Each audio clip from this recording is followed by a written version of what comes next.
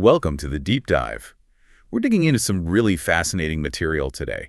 Excerpts from Robert Greene's The Art of Seduction. That's right. We're looking at these sources as kind of a map to understand the mechanics, the psychology, really, behind drawing people in. And it's not just romance, is it? Though, yeah, that's definitely in there. Oh, absolutely not just romance. Greene talks about seduction as a skill, almost an art. And you see it used in, so many areas. Power, politics. Even just getting someone to really hear your idea. Exactly. So our mission today in this deep dive is to unpack these core ideas from the sources.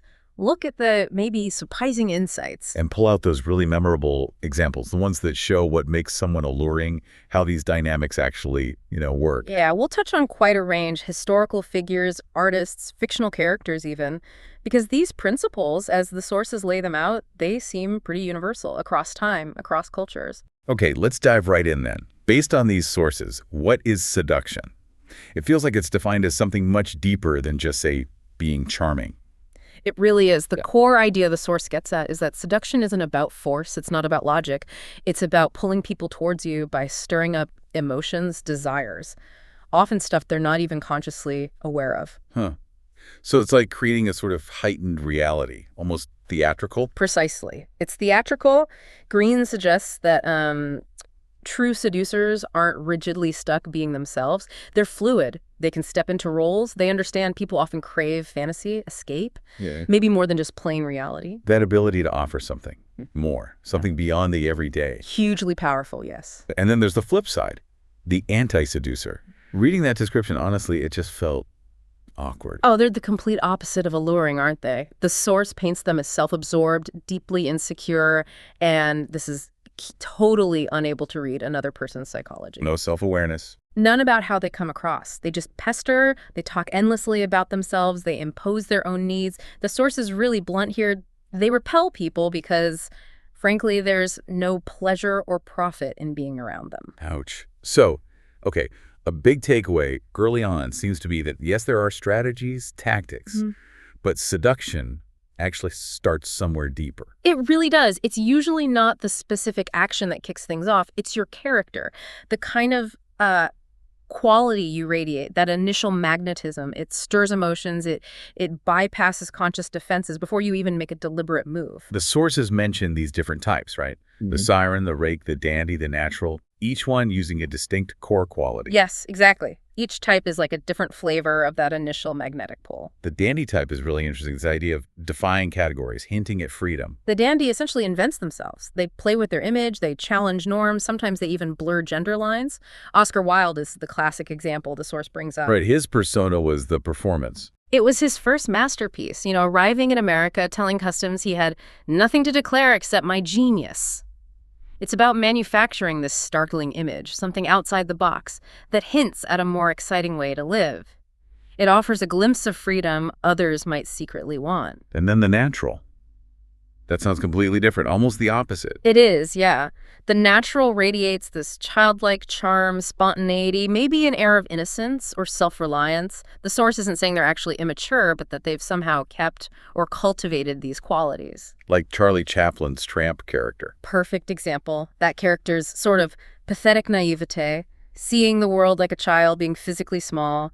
He subconsciously puts himself in a position where others feel protective. It triggers that instinct. And Josephine Baker comes up, too, for self-reliance. Exactly. Baker just couldn't stand being controlled. She built her own world, danced her own way, almost seemingly unaware of the ugliness some people saw. That refusal to compromise made her seem incredibly authentic, natural. Which was itself seductive. Immensely. That independence made people want to possess her, maybe tame her, but her relationships stayed on her terms, like a captivating, maybe slightly spoiled child. It is interesting when you start thinking about these types, you can all see echoes of them in people you know, or public figures who just have that pull. The frameworks can be quite revealing filters, yeah. Okay, so moving past the character types, the sources get into specific strategies, and honestly, some of these are really counterintuitive. Yeah, like disarming through strategic weakness and vulnerability. My first thought is always, project confidence, strength. And that's the potential trap, according to the source. Too much obvious strength, too much visible maneuvering, it can make people put their guard up. But showing vulnerability, maybe being a bit bashful, easily flustered, even showing tears, it makes your actions seem less calculated. Okay. But maybe more importantly, it makes the other person feel stronger, superior even, and that feeling. It can lower their defenses, turn sympathy into something warmer, affection, maybe even love. The example of Clarissa turning to Lovelace. That's quite dark, though, after you basically orchestrated her downfall. It is dark, absolutely, but it illustrates the mechanism starkly. Lovelace systematically cut Clarissa off from everyone, creating her desperate situation. Alone, trapped, she saw him as her only way out, her rescuer. By manufacturing her vulnerability and then being the one to offer relief, he channeled all her intense fear and need into dependence.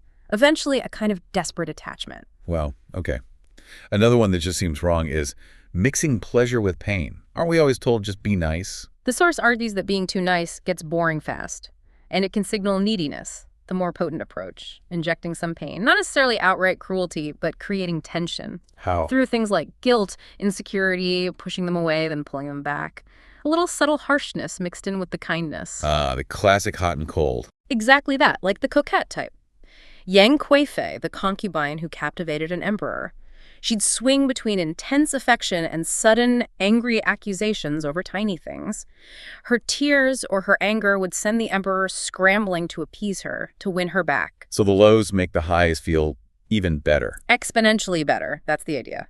Or think about Oriana Fallaci during interviews. She'd apparently use these little digs alongside compliments. It triggers insecurity, sure, but also this unconscious desire to impress her, to win her approval. Makes people open right up when she finally offers praise. So it's about keeping things dynamic, preventing predictability. Yes, stopping that slide into just comfortable monotony.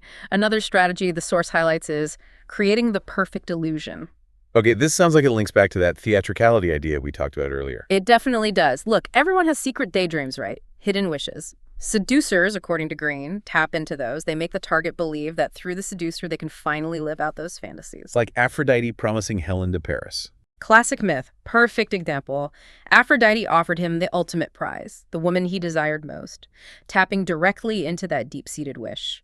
The dangerous part, though, as the source points out, is how fragile that illusion can be. Right. Reality has a nasty habit of intruding. Oh, absolutely. Like the story of George Sand and Alfred de Musset. Sand was this larger-than-life figure, totally seduced Musset, but then they traveled together, she got seriously ill, and the messy reality of sickness just shattered the fantasy for him. And he revealed his own flaws, too. Apparently became quite whiny, dependent. Once that idealized image dissolves into just ordinary, flawed reality, the seduction often crumbles. The source even suggests that sometimes you need distance for that idealization to rebuild itself. Distance keeps the mystery alive. Okay, switching gears slightly. Paying attention to detail. That sounds less grand, but maybe more powerful in a way. Oh, it's huge.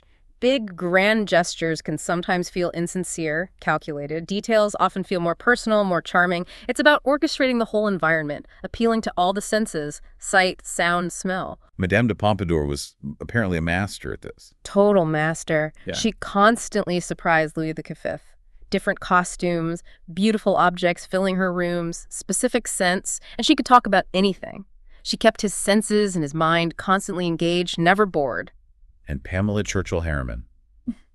She took that personalization to another level, didn't she? With people's specific tastes. Legendary level. She would listen so intently, find out what you loved, and then, without being asked, your house would suddenly be filled with your favorite flowers. The chef would be making your favorite dish. She'd find that antique you mentioned once. Wow. It was this incredibly intense, almost maternal level of catering to someone's individual needs. It made people feel profoundly seen, deeply cared for, and it created this kind of dependence, almost like regressing them to childhood where all needs are met. Prince Genji in The Tale of Genji, he used senses too. He did. With Tomokazura, who was quite resistant to him initially, he didn't just push with words. He created what the source calls a sensual whirlpool. Specific lighting, scented paper for notes, carefully chosen poetry, music lessons, even releasing fireflies at night. So he bypassed her arguments by appealing directly to her senses. Exactly. Surrounded her with sensory details that symbolized the richness, the pleasure of his world. He knew her senses were a back door past her conscious resistance. That's incredibly subtle and strategic. Another tactic that feels almost subconscious is insinuation. This is all about bypassing the conscious, rational mind and planting ideas directly into the unconscious. You drop hints, maybe buried in casual conversation, touching on sensitive topics, like maybe their current relationship feels a bit dull, or they have unfulfilled ambitions. And the hint just lingers. It lands subtly, the original source gets forgotten, and later the idea feels like it came from them, like it was their own thought all along. You're essentially planting a seed and making them think they grew the plant themselves. Precisely. The source gives an example of a woman subtly suggesting to a young man that his current lover might be unfaithful, but then quickly dismissing the thought. She knows that seed of doubt, once planted, will fester. It stirs up emotion, creates unease, but he never traces it back to her directly. It's using ambiguity to inflame emotions under the radar. Okay, let's shift from the subtle to something maybe more primal, stirring up the transgressive and taboo. This feels like a different kind of attraction. It taps into something deep in many people. Everyone has a hidden side, right? A curiosity about what's forbidden, what lies beyond society's rules, hinting that you have a dark side or that you don't play by the usual rules, whether that's about age, marriage, morality. That can be incredibly seductive. Why? Because it offers an escape. Exactly. An escape from the mundane, the predictable, the proper. Lord Byron seems like the perfect example here. Oh, absolutely. His reputation was scandalous, full of rumors, even hints of incest. He cultivated this dark, brooding, melancholic image, but mixed with just enough romance, women were drawn to his secret sin. And the fantasy that they could be the one to save him. That's a huge part of it. The fantasy of redemption through their love, that potent mix of danger and the urge to reform, just pulled them into his orbit. So it's not just about making yourself desirable, but about understanding and, well, leveraging the target's own desires, even the complicated or darker ones. Precisely. It's about resonance.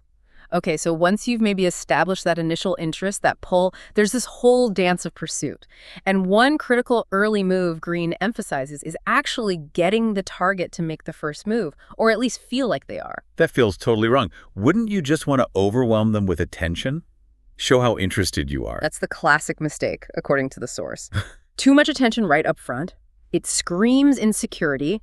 It feels generic, not tailored to them. And crucially, it leaves no room for their imagination to work. You need to create a bit of space, pull back slightly. Why? So they start thinking about you. So that any feelings you've sparked feel like they're coming from within them, not like something you're forcing on them. Okay, so how do you actually do that, create that dynamic? Well, the sources suggest a few ways. You could sort of haunt the periphery, appear in their vicinity just enough to be noticed, but don't approach directly yet. Let them see you. Or befriending them first. Yes, building rapport while keeping a bit of distance, then gradually increasing proximity and conversation. Like Lauzon did with the Grande Mademoiselle. She got so used to having him around, she started feeling strangely lost when he wasn't there. Or the classic cat and mouse game. Show interest, then withdraw. Keep them guessing. Create that tension. And the whole idea of forbidden fruit is really potent here, too. We often don't value what comes too easily. Right. Like that story about Cristeta getting Don Juan back by marrying someone else. It's a perfect, almost darkly funny example.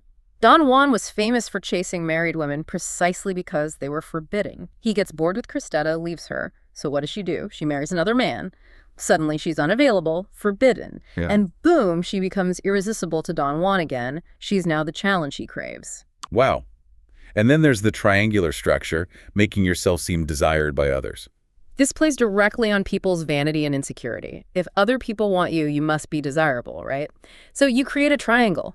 You subtly let your target see that others find you attractive, maybe hint at past admirers or current interest from elsewhere. And this stirs up competition. Exactly. It makes them think, wait, is this rival better than me? It leverages their vanity. They start wanting what others want, maybe wanting it more because someone else might get it first. The Duc de Richelieu used this with those two women who were neighbors. Oh, famously. He was seeing both of them literally going between their apartments on the same night. When they found out, instead of getting caught and apologizing, he leaned into it. He played on their pride. Neither wanted to admit he preferred the other. He turned it into this twisted competition where they were vying for his attention instead of teaming up against him.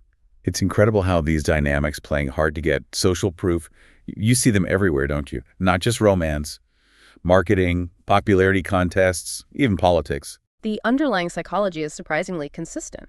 Desire, Social validation, competition, it's baked into us. Okay, so let's shift into the later stages.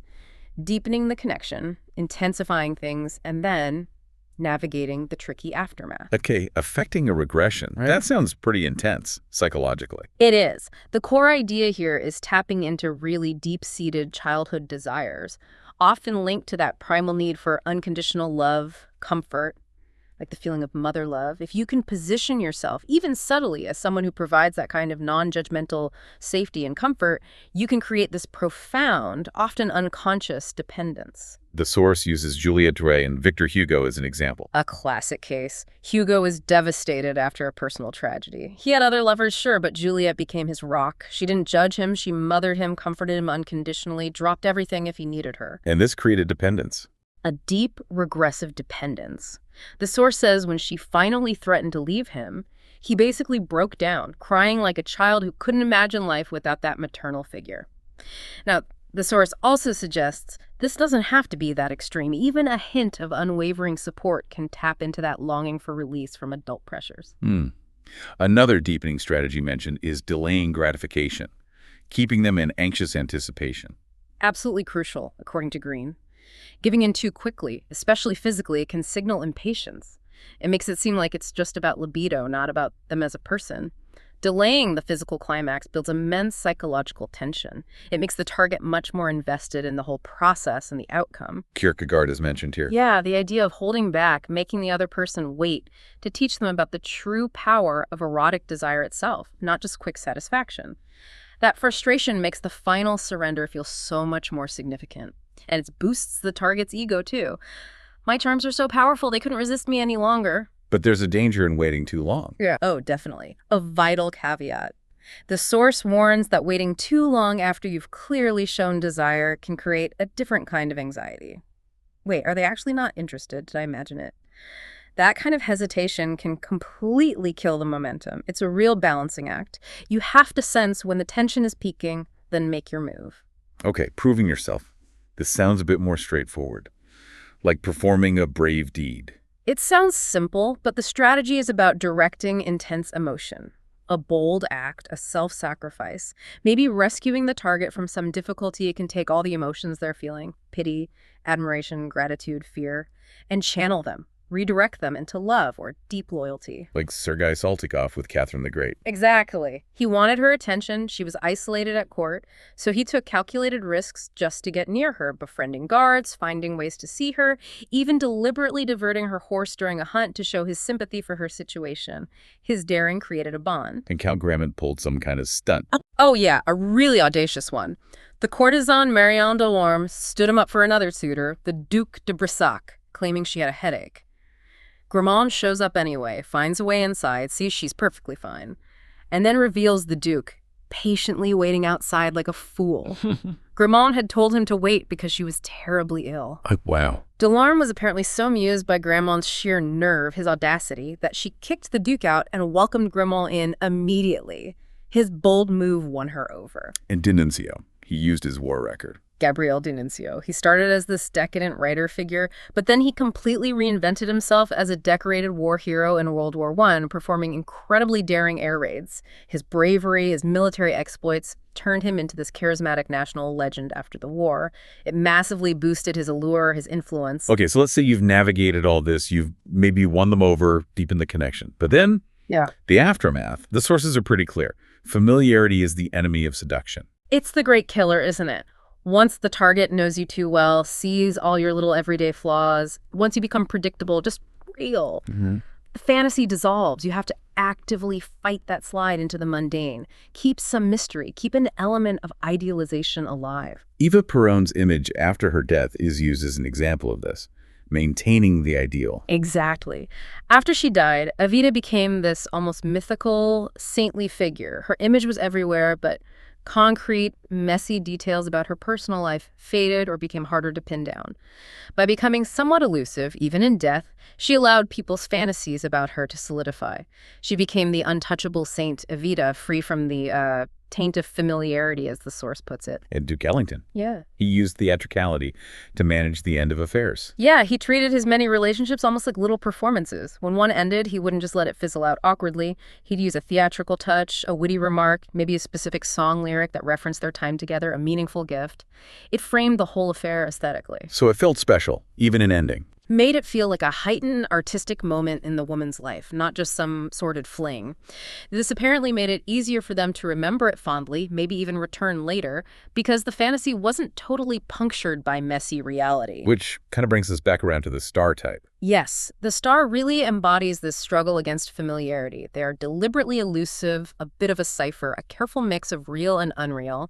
Andy Warhol is a perfect example, famously sending impersonators to give lectures for him because he hated speaking publicly. He remained an icon because he was unknowable. A blank screen people projected onto. A blend of reality and fiction you could never quite grasp, never fully possess. Marlene Dietrich, too, with that striking image and aura of cool indifference, that very unattainability fuels obsession. It's about keeping that distance, isn't it? That hint of something beyond reach. Absolutely. To avoid being seen as just, common, ordinary, far too real, you have to embody something distinct, something that sparks the imagination, whether that's beauty, mystery, talent, even cultivated danger. Anything but predictable banality. Wow. Okay. This has been a really, really fascinating look into these sources. It's clear that seduction, at least as it's presented here, is incredibly complex. An art form really rooted in psychology, illusion, strategy. It definitely gives you a different lens to view human interaction through, doesn't it? The sources really hammer home the power of understanding people's hidden needs, their deep desires, their insecurities, and the pull of things that feel forbidden or dreamlike or just unpredictable. It's about getting past the rational defenses somehow. Speaking directly to emotion, to fantasy. Yeah, right. It seems like it's about carefully crafting a perception, maybe even a kind of reality, that resonates with what someone secretly wants, and then meticulously managing that image. That sums it up pretty well. So here's a final thought then. If seduction, according to these sources, is fundamentally about understanding and, let's be frank, manipulating others' psychology, and the anti-seducer is defined by their total failure to grasp another person's mind, what does this framework suggest about the role of empathy, or maybe the calculated lack of it, in gaining influence?